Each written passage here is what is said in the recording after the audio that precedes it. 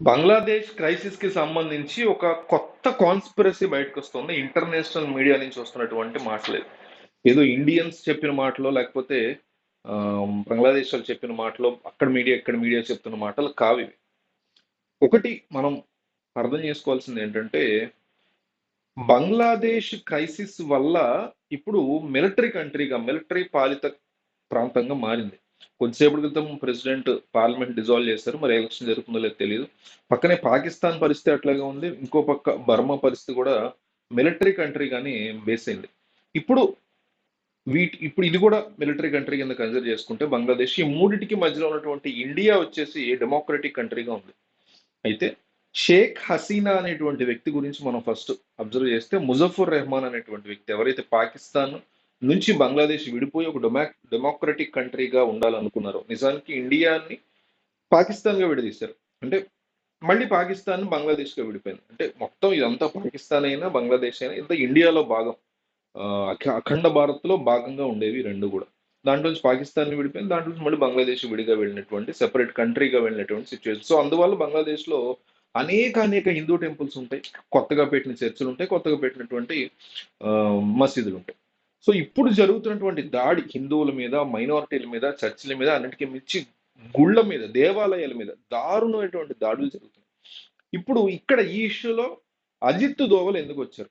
Indian national security advisor గా ఉన్నటువంటి అజిత్ దోవల్ ఈ ఇష్యూని డీల్ చేసే విధంగా గవర్నమెంట్ ఆయనకి ఫుల్ పవర్స్ ఇచ్చినట్టుగా మనకు అర్థం అవుతుంది. రీసెంట్ గా హసీనా ఇండియాకి ఎస్కేప్ అయి పారిపోయి రావటం, ఒక సేఫ్ హౌస్ కి ఆయన దగ్గర ఉండి మరి ఆమెను తీసుకెళ్ళడం, ఆ తర్వాత జరగాల్సినటువంటి కార్యక్రమాల్లో ఆయన ఎక్కువగా ఇన్వాల్వ్ అవటం. ఈవిడగా యూకే వెళ్తారా, యూకే రిజెక్ట్ చేసింది అంటున్నారు, ఇదంతా వేరే కదా, వేరే వాళ్ళు చూసుకుంటారు. బట్ అజిత్ దోవల్ ఇక్కడ కంపల్సరీగా ఇన్వాల్వ్ అయ్యే ఆసక్తికర పరిణామం ఉంది. ఎందుకంటే ఇక్కడ ఒక స్పెక్యులేషన్ వినిపిస్తుంది, ఒక కాన్స్పిరసీ అంటున్నారు ఇదంతా.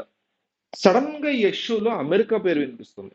ఎందువల్ల అంటే బంగ్లాదేశ్ పాకిస్తాన్ యొక్క border లో ఒక భారీ మిలిటరీ బేస్ ని ప్లాంట్ చేయడానికి ప్లాన్ చేస్తోంది అమెరికా అనే మాట వినిపిస్తుంది. నిజానికి బంగ్లాదేశ్ విడిపోయిన తర్వాత బంగ్లాదేశ్లో జపాన్ కానీ, చైనా కానీ, బర్మా కానీ, పాకిస్తాన్ కానీ, ఇట్లా కొన్ని కొన్ని కంట్రీస్, ఇండియా కూడా అనేక పెట్టుబడులు పెట్టారు.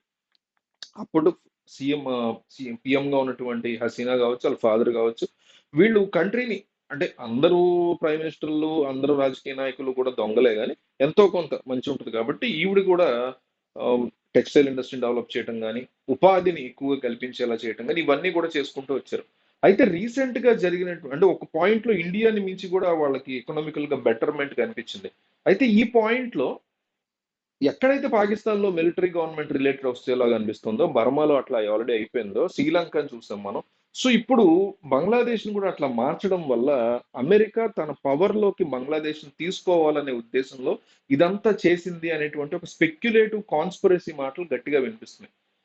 దానికోసమే ఇదంతా, అంటే ఒక రిజర్వేషన్ సంగతి కావచ్చు, షేక్ హసీనా మీద ఆల్రెడీ ప్రజల్లో ఉన్నటువంటి పాజిటివ్ ఇంపాక్ట్ ని, ఆల్రెడీ యాంటీ ఇంక్యుమెన్స్ ఎవరి మీద ఉంటుంది, బట్ ఆవిడ మీద నిజంగానే ఒక పాజిటివ్ ఇంపాక్ట్ ఉంటే, నిజంగా వాళ్ళ ఫాదర్ యొక్క విగ్రహాలు కూడా బదులు కొడుతున్నారు. ఈవిడ మీద యాంటీ ఇంక్యుమెన్స్ ఉంటే వాళ్ళ ఫాదర్ విగ్రహాలు ఎందుకు బదులు కొడతారు అంటే, ఈ రాడికల్ ఇస్లామిస్టులు అందరూ కూడా ఈ ఏదైతే పోరాటం జరిగిందో ప్రొటెస్టులు, వీటిల్లో పీస్ఫుల్ ప్రొటెస్టుల్లో దూరి కావాలని ఇదంతా చేశారనేటువంటి కాన్స్పిరసీ కనిపిస్తుంది.